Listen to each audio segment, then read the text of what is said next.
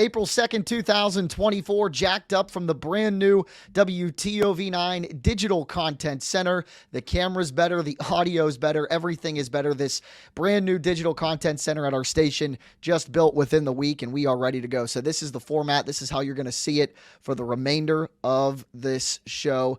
And what a show to start off the month of April. Baseball season is here. The Pittsburgh Pirates off to a historic start in the 2024 campaign. The Final Four this weekend, and of course, the Guardians, the Reds, off to pretty darn good starts as well. But we begin talking about the Pittsburgh Pirates. Jacked up with me, Jack Hillgrove, flying solo today on this April 2nd, 2024, opening things up with the Buccos. For the first time since 1983, the Pirates are 5-0 to start this season, with some fireworks. And I know you might be saying to yourself, well, look, it's only 5 games. There's 157 more to go. I know how this story goes for the Pirates because they did it last year too, right? They started 20-8 in 2023 and ended up only winning 76 games and missing the postseason for, what would that be, the 8th consecutive season. So, but I'm a little bit more optimistic about this ball club, and for a couple of reasons. 2 very big ones as we roll into this one, and it has to deal with pitching. But first, I want to recap a little bit. You could see scrolling at the bottom of your screen, the Pirates 8-4 winners yesterday over the Washington Nationals, dug themselves a little bit of a hole and ended up climbing out of it. They were up 3-1, tied 3-3 after giving up a 2-run home run, and then from there, scoring 5 runs in the last couple innings to get this team, to get this ball club its 5th consecutive win to start this season. And the Stars are doing, well, the key players for the Pirates are doing what you would want the key players for the Pirates to be doing. Bryan Reynolds, Ke'Bryan Hayes, O'Neal Cruz, another reason why I picked this ball club to win more games than it did last year. Reynolds, 333, 8 RBI to start the season. Again, these are very early numbers, 20 to 25 at-bats only to start the season. So Reynolds, third of his at-bats resulting in hits, 8 RBI, 2 hits yesterday against the Washington Nationals. Ke'Bryan Hayes, 391, 5 runs batted in to start the season. He is really starting to show that he can be not just an elite defender, but a pretty darn good bat that you can lead off, bat second, somewhere in the top 3 or 4 of your lineup. And that's why he got the contract extension that he did a couple of years ago, because they not only believed in him as an elite third baseman, he's probably, you can make a case for Hayes being the best defensive third baseman in all of baseball. He's starting to show it at the plate as well, and that's very exciting to see. How about Connor Joe? Another 2-hit day for him yesterday, 348 average to start the season.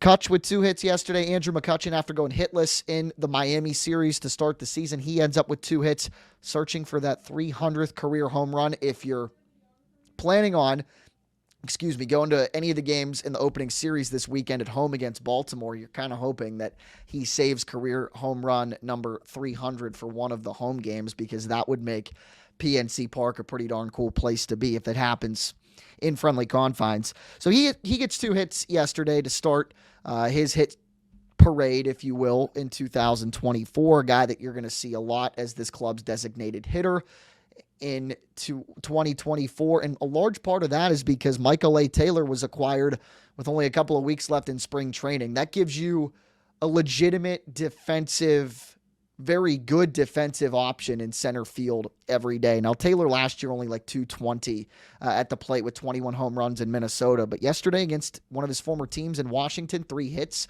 good to see. But more than that, Taylor provides you pretty darn good defense out in center field, something that the Pirates really haven't had a whole lot of in the last couple of years, really since Starling Marte left the Pirates back in 2019. They get somebody that is a surefire big league center fielder out in center field, and that allows Bryan Reynolds to settle in a corner outfield spot, Jack Sawinski to settle in a corner outfield spot. You've got Connor Joe that you can platoon in a corner outfield spot as well. But more importantly, it allows Andrew McCutchen to just really, at this stage in his career, focus on being this club's designated hitter, which is where you're probably going to see him play, if not a lot, if not all of his time in 2024. I'd be very surprised to see McCutchen make a start in the field unless it had to do with an injury or somebody really needed a day off. So I think this team in the field and in the lineup can be constructed in a way for it to win games. 61 hits in 39 runs in the first 5 games of the year. And I know that there is a lot of baseball left to be played this year, but Oneil Cruz, I think, adds a completely different element, a completely different variable to this club to be able to win more ball games this season. And I say that for one particular play that we saw this weekend, and it happened on Sunday. Extra innings in Miami, just like opening day. And I picked the Pirates to win 83 games. I think they go 83-79. I don't think that's going to be good enough for a wild card playoff spot in the National League, but it would be above 500 for the first time in 6 years. It would be a really darn good stepping stone for this club into 2025. And I say that because of Oneil Cruz. Largely, I'm picking them to win 7 more games than they did last year because of number 15 and because of the one play in extra innings on Sunday. You've got a runner on third base. It's Cruz, right? Jason DeLay lays down a really good bunt, and it becomes very situational now in the MLB for extra innings now because, of course, the new rule, you start every inning in extra innings with a runner on second base. So you do your best, just pure X's and O's in that situation for baseball. Guy starts the inning on second base, bunt him over to third. You've got 1 out with a runner on third base, and that second guy up is just trying to hit you a deep fly ball where you can score that guy from third, and then you go into the other half of the inning and you try and shut out the opposing team and go from there. But Cruz is on third base on Sunday. Jason DeLay lays down one heck of a bunt down the third base line. Fielder comes up, makes a good throw to home, but Cruz is just so darn fast. And at 6'7", he's got incredible strides to the plate, and he's able to slide in head first this time and avoid another season-ending injury. And it gets the team the run that they need. They ended up scoring 1 more and then winning the game 9-7 on Sunday against the Marlins. But plays like that, I'm not sure that anybody else on the Pirates that's on third base in that situation is able to make that play and score that run. So it's plays like that, situations like those when they occur, and Oneil Cruz is in the forefront of those instances in ball games where I think that he provides elite speed, elite offense. He's shown that capability to where this team can win 83, 84, somewhere in that. My win pick might go up in the next couple of weeks if they keep playing baseball like this. 5-0 for the first time since 1983. The Pittsburgh Pirates win on Monday against the Washington Nationals. Off today, 2 more Wednesday and Thursday in Washington, and of course the home opener of 2024, Pirates-Orioles at PNC Park, Friday at 4:12 p.m. And if you're watching this not from the Pittsburgh area, 412 for the Pittsburgh area code of 412. They've done that for the last couple of seasons. I've always thought, being a Pittsburgh guy, that was a pretty cool thing that they did there. Jared Jones, as we shift to pitching. What a day it was Saturday for not just the future of the Pirates, but the future of the Pirates pitching rotation. You had eyes on both the Buccos in Miami and the Indianapolis Indians in Louisville opening up play for the minor league season. We'll start with the big club and Jared Jones. 5 2/3, 3 hits, 3 earns, 2 walks, 10 strikeouts. Just the 5th Pirate since 1901, and the first since Tim Wakefield in the early 90s to record 10-plus punch-outs in their major league debut. And he was shoving the ball. I mean, upper 90s fastball, really good breaking stuff, and really, really good command and just poise and confidence and just a dominating presence on the mound, which is desperately what the Pirates have needed near the top of their rotation. They got it in Mitch Keller last year. Keller obviously making the All-Star game, cooling off a little bit towards the end of the season. But if he's able to replicate a little bit of that and prolong it in 2024, You take your ace in Keller, and he's this team's ace. He started on opening day the last 2 years. You add a guy like Jared Jones to the front of the rotation. What they have now, Martin Perez, a good outing in Miami. Marco Gonzalez yesterday in Washington, giving up only 2 runs. As I look down here at my notes, Marco Gonzalez, a pretty darn good day on the mound. 5 innings, 2 hits, 2 walks, 2 strikeouts. And then the big guy, Paul Skeens, ladies and gentlemen, making his Triple-A debut on Saturday for the Indianapolis Indians in Louisville against the Louisville Bats. 3 innings, 9 up, 9 down, no walks, 5 strikeouts. And I had a tweet on Saturday. It was, and their starts between Jones and Skeens were really going on at the same time, pretty much simultaneously.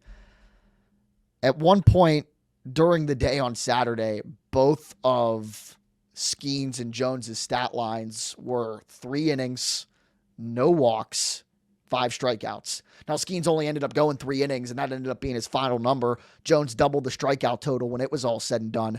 But my tweet was those 2 lines, and I said, there isn't a universe in existence where that, as if you're a Pirates fan, shouldn't fire you the hell up. Because it fires me up. It fires me up so much for the Pittsburgh Pirates because they go out and they draft a guy like Paul Skeens, number 1 overall. And there was a lot of speculation going into the 2023 draft. Oh, are the Pirates going to, go the high school route and take a guy that's coming out of high school? There were a couple of guys in talks because they could offer less in the signing bonus, whether they would take a guy like Skeens or Dylan Cruz, Skeens' college teammate at LSU, or Wyatt Langford, who had a really good spring in Texas, ended up making the Rangers opening day roster. And you're thinking to yourself, based off of the way that the Pirates have done business over the Nutting era, the Bob Nutting era, as the owner of the club, maybe they might take the cheaper route. Because a lot of people thought that Dylan Cruz was going to be the surefire number 1 overall pick. Rumors going around, he's going to demand a lot in signing bonus above the slot value, near $10 million. Skeens somewhere in the $7.5 to $8.5 million range, but these high school kids are only going to maybe ask for $5-6 million at slot value. That way you can allocate that money elsewhere in the draft. I wanted Paul Skeens to be taken number 1 overall by the Pirates in 2023, but leading up to that moment, I wasn't sure that that's what the Pirates were going to do. Ken Griffey Jr. gets up there, announces Paul Skeens as the number 1 overall pick.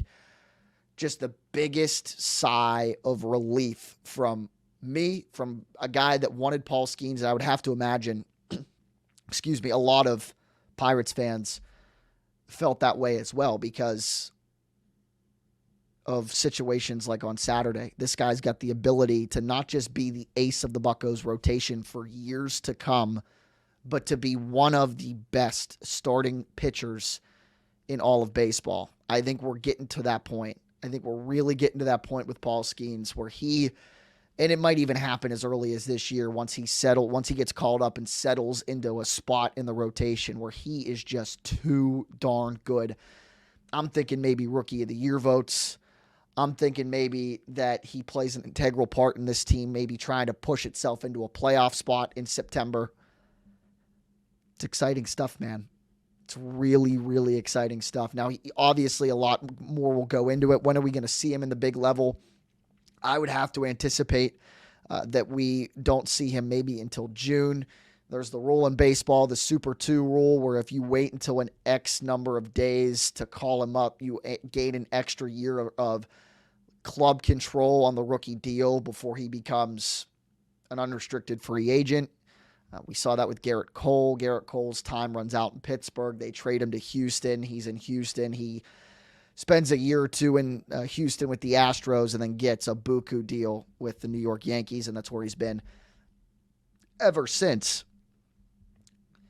But for this team to not only be able to put up what I told you at the top, 61 hits, 39 runs, 5-0 for the first time since 1983, with what they have coming down the pipeline in pitching. And there's further guys down the road too that I think could be very, very good arms for the Pirates in the future. Maybe not so much in 2024, but as this team starts to retool and really contend like it did in 2013, 2014, 2015, when they made 3 straight wildcard game appearances, guys like Braxton Ashcraft, Anthony Solmetto, Bubba Chandler. There's other guys deeper in the organization at the minor league level that I think could be really, really good rotational pieces for the Buccos in the future.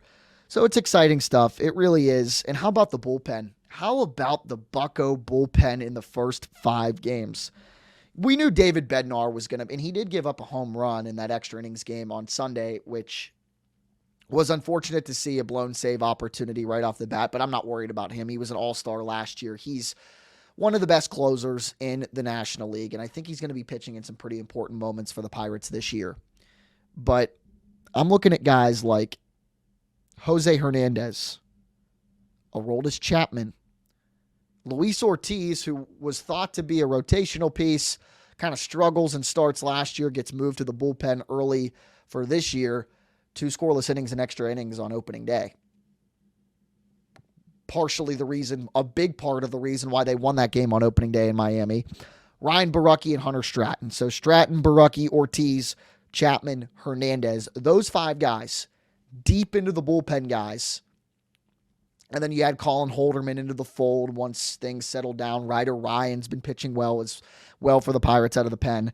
But those 5 that I mentioned, combined in the first 5 games, 13 2/3 innings pitched, 3 walks, all of them Ortiz in 2 extra innings and a prolongated relief appearance, if you will. So the other 4, Hernandez, Borucki, Stratton, Chapman, didn't walk anybody yet. 13 strikeouts and only 4 hits allowed. And that's 5 guys out of the bullpen so far.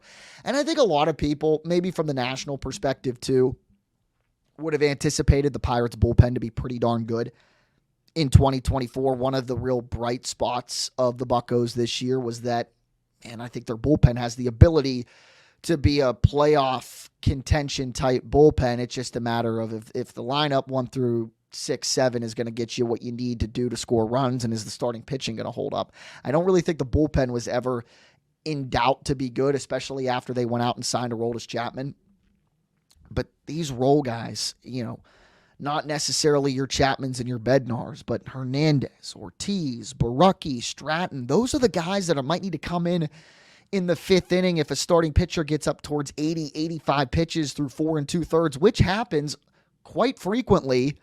Guys like that can come in and give you an inning or an inning and a third and be able to hold the fort down till the 7th inning once you get your Colin Holderman, when he becomes healthy, your Chapman, your Bednar in the 7th, 8th, and 9th. And if you can get those guys to give you good innings early on, 5th, 6th, maybe into the 7th inning before the setup and the close come on, it's going to help this team win a lot of ball games this year. Another reason why I think 7 more wins than last year is feasible, extremely feasible, because of the addition, like I said, of O'Neal Cruz, and the bullpen is much improved in 2024. So again, the Buccos, they open up a 3-game home series with Baltimore Friday, April the 5th, 4:12 p.m. If you're going, good for you. I'm a little jealous, but I got some vacation planned at the end of this week. I'll be watching for sure. Also a big weekend. Speaking of the weekend in sports, the Final Four as we wrap up this episode here on April the 2nd of Jacked Up. Purdue, NC State, Alabama, and UConn, your Final Four for 2024. All the games being played this weekend, State Farm Stadium in Glendale, Arizona. I'll give you my picks before we wrap things up.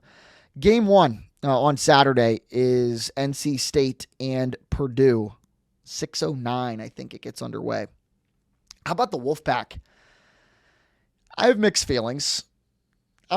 It's a great story, an 11 seed making the Final Four. The first time NC State as a program has made the Final Four since it won the national championship back in 1983 with Jim Valvano at the helm, Jimmy V, of course.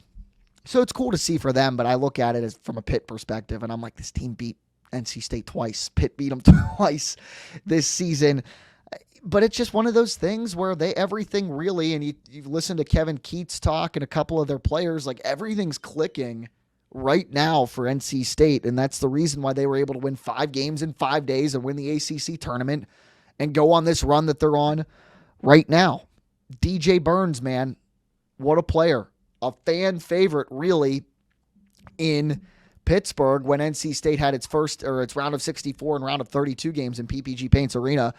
We talked to Pittsburgh Post-Gazette, now Pirates beat reporter Noah Hiles on the show last week. He covered a little bit of it, of the tournament in Pittsburgh, and it was evident that DJ Burns was a crowd favorite at PPG Paints Arena. He had 29 points in the win over Duke in the Elite Eight, 76-64. Another thing that's interesting about this guy, too, is there are NFL scouts talking about DJ Burns maybe getting a draft workout after the Final Four. He's listed at 6'9", but he's more like 6'7", 6'7.5". And they're maybe saying because of how good of an athlete he is, his footwork is phenomenal. You watch the kid play, he does not play like a post player, like a 6'7", he's not a small guy. He's thick, he's big boned for sure. And he's just so elusive with the feet, and that's why these NFL scouts are saying maybe, look, get him a workout. You get him into a situation where he's a non-roster training camp invite or whatever. Might be something there to make him into an NFL offensive tackle. Now, I mean, that's only been done a handful of times. From a Pitt perspective, I think of the great Sam Clancy, who had one heck of a basketball career at the University of Pittsburgh and then ended up having a pretty good NFL career as an offensive lineman following his college basketball career. More nationally, you're looking at Antonio Gates, became one of the NFL's greatest tight ends. He played basketball at Kent State, beat Pitt in the NCAA tournament, by the way. So there's situations like that where that can take place, but unlikely, I think, to say the least. Anywho, he had 29 points in the win over Duke. And I think, and I brought up, the whole NFL idea with him because of his athleticism, because I think that's going to come into play against Purdue. Zach Edey he's the National Player of the Year twice. He's so good. He's 7'4". He's 300 pounds. And he's so dominant when the game and Purdue's offense revolves around him. And not just offensively. He had 16 rebounds in Purdue's Elite Eight win over at Tennessee, 72-66. He blocks shots. He rebounds the ball. He gets out in transition, runs the floor. He can score in transition. It's really good. I mean, he's the National Player of the Year for that reason. He's the best player in the country.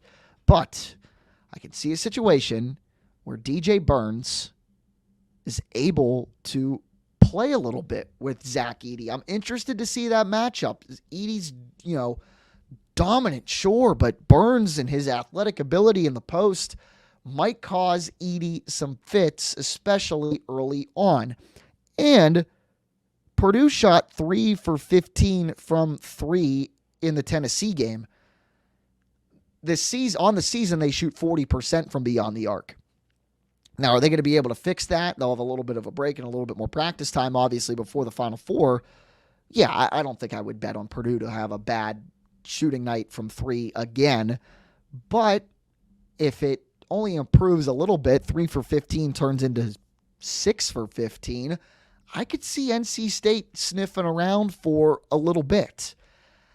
I don't think that that's going to take place, but we'll just have to see. And forgive me, I did not look up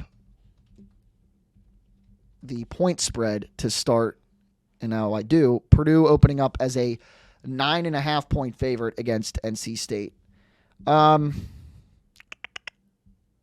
I would probably take Purdue in the points, but I if it jumped up to 10.5, 11, maybe even 12, I would consider taking NC State and the points in that one. I don't see this one being a blowout, so to speak.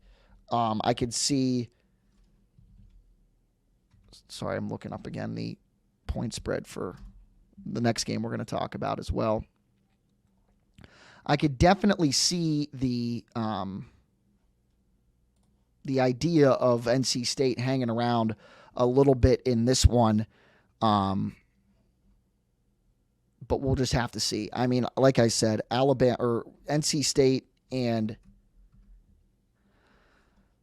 Purdue, I think, is going to be a really, really good ball game. I do. I think Purdue might hang around, or NC State might hang around for a little bit. Might be fouling towards the end of the ball game. Purdue free throws down the stretch. I mean, they've got really good role players. Fletcher Lawyer, 14 points in the Elite Eight contest. They're really good and they're really experienced. Matt Painter's a heck of a head coach. I anticipate that taking over. Purdue maybe wins the game by 11 or 12 points. And that leaves our final four game. The defending champs against the Crimson Tide of Alabama. UConn versus the Tide. Alabama, kind of an unexpected Final Four appearance, I would say. I think Nate Oates is one of the best coaches in college basketball. He's been around. He was really, really good at the mid-major level and gets the opportunity in the Power 6 conference and has really run with it and has had some good teams at Alabama. They win 89-82 over Clemson, and they get 4 guys in double figures in that game. Mark Sears, Nick Pringle, Aaron Estrada, Ryland Griffin, 10, 13, 16. Sears ends up with 23 in that game, and he's been their stud.